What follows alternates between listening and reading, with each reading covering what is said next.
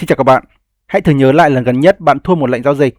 Có phải suy nghĩ đầu tiên xuất hiện trong đầu bạn là mình phải gỡ lại số tiền này? Khi đó bạn mở thêm một lệnh với khối lượng lớn hơn, rủi ro cao hơn, hy vọng lớn hơn. Nhưng kết quả thường là gì ạ? Lỗ nhiều hơn, rồi lại tiếp tục gỡ và vòng lặp đó cứ tiếp diễn cho đến khi tài khoản gần như không còn gì. Điều kỳ lạ là trader nào cũng biết giao dịch theo cảm xúc là nguy hiểm, nhưng rất nhiều người vẫn mắc phải. Tại sao ạ? Điều gì đang diễn ra trong tâm trí của chúng ta khi thua lỗ? Và vì sao càng muốn gỡ lỗ, bạn lại càng dễ mất nhiều tiền hơn? Đó chính là nội dung của video hôm nay mà tôi muốn gửi đến các bạn. Hãy cùng theo dõi đến cuối để biết được nhiều những cái thông tin hữu ích nhé.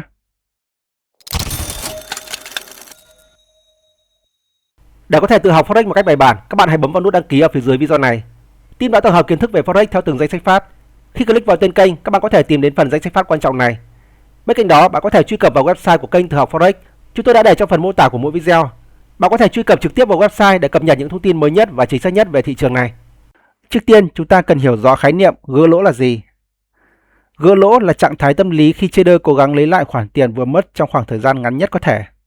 Ví dụ, bạn mất 50 đô, thay vì chấp nhận đó là một giao dịch thua, bạn lập tức tìm cách kiếm lại đúng 50 đô đó.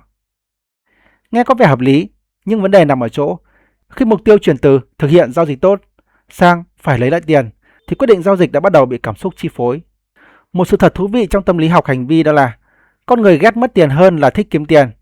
Nói cách khác, nỗi đau khi mất 100 đô thường mạnh hơn cảm giác vui khi kiếm được 100 đô. Và khi thua lỗ xảy ra, não bộ không xem đó đơn thuần là một giao dịch thất bại, nó xem đó là một mất mát. Và bản năng tự nhiên sẽ thúc đẩy chúng ta tìm cách bù đắp ngay lập tức. Đó là lý do sau một lệnh thua, nhiều trader cảm thấy bực tức, khó chịu, mất bình tĩnh, không chấp nhận kết quả. Và đây chính là khởi đầu của hành vi giao dịch trả thù thị trường. Vậy tại sao càng muốn gỡ lỗ thì càng thua nặng ạ? Có 3 lý do chính cho cái việc này.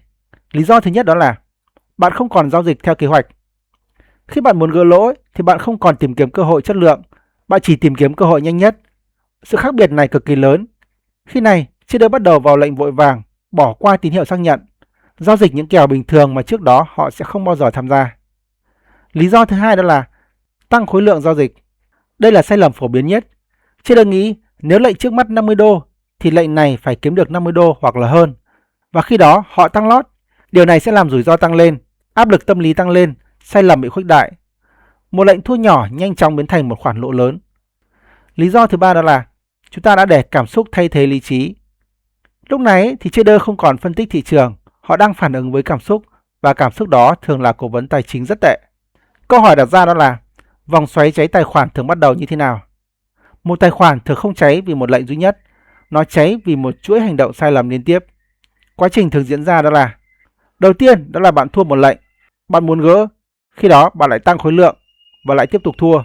Lúc này bạn sẽ căng thẳng hơn, mất kiểm soát. Bạn sẽ tiếp tục giao dịch và tài khoản lại tiếp tục sụt giảm mạnh. Điều đáng chú ý đó là sai lầm lớn nhất không phải lệnh thua đầu tiên mà là những gì trader làm sau lệnh thua đó. Đây là một điểm khác biệt rất lớn giữa trader mới và trader chuyên nghiệp. Trader mới thì nghĩ rằng tôi phải thắng, trong khi trader chuyên nghiệp lại nghĩ tôi phải tuân thủ hệ thống. Họ hiểu rằng một giao dịch thua không nói lên điều gì, điều quan trọng là kết quả của hàng chục hoặc là hàng trăm giao dịch. Nếu hệ thống có lợi thế thống kê, một vài lệnh thua là hoàn toàn bình thường. Do đó, họ không cố gắng gỡ ngay, họ tiếp tục thực hiện đúng kế hoạch giao dịch đã đặt ra trước đó. Tâm lý gỡ lỗ rất nguy hiểm, vậy làm thế nào để có thể tránh được nó? Dưới đây tôi nêu ra 5 bước để tránh, các bạn có thể tham khảo và áp dụng. Bước thứ nhất đó là chấp nhận rằng thua lỗ là một phần của nghề. Bạn hãy hiểu, không có trader nào thắng mọi giao dịch. Ngay cả những người giỏi nhất cũng có các lệnh thua. Đó là chi phí khi bạn tham gia lĩnh vực này. Nó là một điều hết sức bình thường. Điều thứ hai mà các bạn nên thực hiện đó là xác định mức lỗ tối đa mỗi ngày. Ví dụ 2% hoặc là 3% tài khoản. Và khi mà cái phần thua lỗ nó chạm đến ngưỡng đó thì bạn hãy dừng giao dịch. Nếu bạn để lỗ nhiều hơn, tâm lý sẽ bị ảnh hưởng nhiều và chuỗi thua lỗ sẽ tiếp tục diễn ra. Điều thứ ba đó là không tăng khối lượng để gỡ. Mỗi lệnh giao dịch bạn nên tuân thủ quy tắc vốn đã định trước. Tăng khối lượng chẳng may giá đi ngược xu hướng giao dịch, tâm lý của bạn sẽ nặng nề hơn rất là nhiều. Điều thứ 4 đó là có nhật ký giao dịch. Bạn hãy viết lại cảm xúc sau mỗi lệnh. Khi đó bạn sẽ nhận ra những mô thức tâm lý lặp đi lặp lại. Và khi đã nhận ra những điều đó rồi, các bạn sẽ có thể rút kinh nghiệm và có được một cái tâm lý giao dịch tốt hơn ở những cái lệnh tiếp theo. Điều thứ 5 các bạn nên thực hiện để tránh rơi vào cái tâm lý gỡ lỗ đó là hãy nghỉ ngơi sau một chuỗi thua. Đôi khi giao dịch tốt nhất đó là không giao dịch. Một vài giờ hoặc là một vài ngày nghỉ ngơi sẽ có thể giúp bạn lấy lại sự tỉnh táo. Và khi đã tỉnh táo rồi, các bạn sẽ có được những cái quyết định tốt hơn. Hãy lập ra một kế hoạch mới và thực hiện theo kế hoạch mới đó. Thị trường nó không nợ bạn điều gì cả. Đây chính là cái bài học quan trọng nhất. Nhiều trader vô thức nghĩ rằng tôi vừa mất tiền nên thị trường phải trả lại cho tôi. Nhưng thực tế thì thị trường không biết bạn là ai. Nó không biết bạn vừa lãi hay lỗ, không biết bạn cần kiếm lại bao nhiêu tiền. Thị trường chỉ vận động theo cung và cầu. Càng sớm nhận ra điều này, bạn càng giao dịch khách quan hơn. Bạn hãy thử tưởng tượng một tình huống rất quen thuộc. Bạn vừa thua một lệnh giao dịch, khoản lỗ không quá lớn, nó có thể là 20 đô, 50 đô hoặc là 100 đô. Nhưng điều khiến bạn khó chịu không phải số tiền mà là cảm giác mình đã sai. Bạn phân tích thị trường, bạn tin vào nhận định của mình. Bạn kỳ vọng giá sẽ đi theo hướng dự đoán, nhưng thị trường lại đi ngược. Lúc đó, cái bị tổn thương không phải là tài khoản mà là cái tôi. Rất nhiều trader không nhận ra điều này. Họ nghĩ mình đang cố gắng lấy lại tiền, nhưng thực ra một phần trong họ đang cố gắng chứng minh rằng mình đã đúng. Và đây là lúc mọi thứ trở nên nguy hiểm, bởi vì thị trường không quan tâm bạn đúng hay sai. Thị trường chỉ làm điều mà thị trường muốn làm.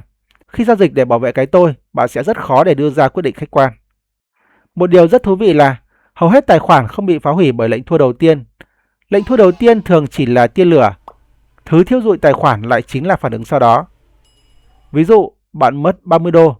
Nó hoàn toàn nằm trong kế hoạch giao dịch và trong phạm vi chấp nhận được. Nếu dừng lại ở đây, đó chỉ là một giao dịch bình thường. Nhưng nếu bạn quyết định mở thêm một lệnh, rồi thêm một lệnh nữa, khối lượng ngày càng lớn, rủi ro ngày càng cao, và chỉ trong vài giờ, khoản lỗ đã tăng gấp nhiều lần. Điều đáng nói là, phần lớn những khoản lỗ lớn trong Forex không đến từ thị trường, mà đến từ chính trader. Không phải vì phân tích sai, mà vì phản ứng sai. Đó là sự khác biệt rất lớn. Vậy sự khác biệt giữa phục hồi tài khoản và gỡ lỗ là gì ạ? Đây là hai cái khái niệm thường bị nhầm lẫn. Gỡ lỗ là bạn cố gắng lấy lại tiền càng nhanh nhất càng tốt. Phục hồi tài khoản là bạn kiên nhẫn xây dựng lại tài khoản theo đúng hệ thống giao dịch. Ví dụ, bạn mất 10% tài khoản. Trader nóng vội sẽ nghĩ, làm sao kiếm lại ngay 10% đó? Nhưng trader chuyên nghiệp sẽ nghĩ, làm sao tiếp tục thực hiện đúng kế hoạch? Nghe có vẻ giống nhau, nhưng tư duy hoàn toàn khác nhau. Một bên tập trung vào số tiền đã mất, một bên lại tập trung vào chất lượng quyết định giao dịch tiếp theo. Đó cũng là lý do vì sao trader chuyên nghiệp hiếm khi nói đến chuyện gỡ lỗ. Họ chỉ nói về việc tuân thủ hệ thống, bởi vì họ hiểu rằng nếu hệ thống đủ tốt, tài khoản sẽ tự phục hồi theo thời gian. Nhiều người nghĩ rằng bài kiểm tra khó nhất trong Forex là dự đoán thị trường. Thực ra không phải. Kiểm tra khó nhất đó là bạn sẽ phản ứng thế nào sau khi thua. Bởi vì ai cũng có thể giữ bình tĩnh khi thắng, ai cũng có thể nói về kỷ luật khi tài khoản đang tăng trưởng. Nhưng khi vừa mất tiền, khi cảm xúc xuất hiện, khi sự thất vọng xuất hiện, khi nỗi sợ xuất hiện, đó mới là bản lĩnh thực sự được thể hiện. Một trader trưởng thành không phải người không bao giờ thua, mà là người vẫn giữ được nguyên tắc sau khi thua. Đó là sự khác biệt rất lớn giữa trader chuyên nghiệp và trader nghiệp dư. Tôi muốn chia sẻ với các bạn một quy tắc rất là đơn giản nhưng cực kỳ hiệu quả. Sau bất kỳ một cái lệnh thua nào khiến bạn cảm thấy khó chịu, bạn hãy đừng mở lệnh tiếp theo ngay lập tức. Hãy dừng lại, đứng dậy khỏi màn hình, đi uống nước, có thể là đi bộ vài phút hoặc đơn giản là đóng nền tảng giao dịch. Hãy cho bản thân thời gian để cảm xúc lắng xuống. Điều này nghe có vẻ đơn giản, nhưng rất nhiều tài khoản đã được cứu nhờ thói quen này. Bởi vì phần lớn những giao dịch tệ nhất đều được thực hiện trong trạng thái cảm xúc cao nhất. Và khi cảm xúc đã lắng xuống rồi, lý trí mới có cơ hội quay trở lại. Và lúc này, bạn mới có thể thực hiện đúng được kế hoạch giao dịch đã đặt ra. Vậy, tại sao càng gỡ lỗ bạn càng thua nặng ạ? Bởi vì ngay từ khoảnh khắc đó, mục tiêu của bạn đã thay đổi. Bạn không còn tập trung vào việc thực hiện một giao dịch chất lượng. Bạn đang cố gắng xóa bỏ cảm giác khó chịu do thua lỗ gây ra. Và khi cảm xúc dẫn dắt quyết định, trader thường vào lệnh quá sớm, tăng khối lượng quá mức, bỏ qua nguyên tắc quản lý rủi ro và phá vỡ kế hoạch giao dịch. Điều nghịch lý đó là khoản lỗ đầu tiên thường không nguy hiểm, phản ứng sau lỗ mới thực sự nguy hiểm. Trader thành công không phải người luôn thắng, mà là người biết chấp nhận những thua lỗ nhỏ, biết dừng lại khi cần thiết và biết bảo vệ tài khoản trước khi nghĩ đến lợi nhuận. Bởi trong Forex, tồn tại luôn quan trọng hơn gỡ gạc. Thị trường sẽ luôn có cơ hội mới, ngày mai sẽ có cơ hội mới, tuần sau sẽ có cơ hội mới, tháng sau cũng sẽ có cơ hội mới. Nhưng nếu bạn để cảm xúc phá hủy tài khoản ngay hôm nay, bạn sẽ không còn cơ hội để tham gia những giao dịch đó nữa. Hãy nhớ, một trader chuyên nghiệp không được đánh giá bởi cách họ thắng, mà được đánh giá bởi cách họ xử lý những lúc thua lỗ. Bởi vì những thời điểm khó khăn đó mới bộc lộ bản lĩnh thực sự của một trader. Và trên đây là toàn bộ những nội dung trong video mà tôi muốn gửi đến các bạn. Nếu video hôm nay giúp bạn hiểu rõ hơn về tâm lý giao dịch Forex và lý do vì sao việc cố gắng gỡ lỗ thường khiến trader mất nhiều tiền hơn, hãy nhấn like để ủng hộ kênh. Đừng quên subscribe kênh Tự học Forex và bật chuông thông báo để tiếp tục theo dõi những kiến thức Forex nền tảng, thực tế và dễ áp dụng dành cho người mới bắt đầu. Ngoài ra, hãy để lại bình luận bên dưới video. Lệnh giao dịch khiến bạn hối tiếc nhất trong quá khứ có phải là một lệnh được mở ra để gỡ lỗ hay là không? Và bạn đã rút ra bài học gì từ trải nghiệm đó? Chúng tôi sẽ đọc và phản hồi trong những video tiếp theo. Cảm ơn các bạn đã theo dõi. Hẹn gặp lại các bạn trong những video tiếp theo của kênh Tự học Forex.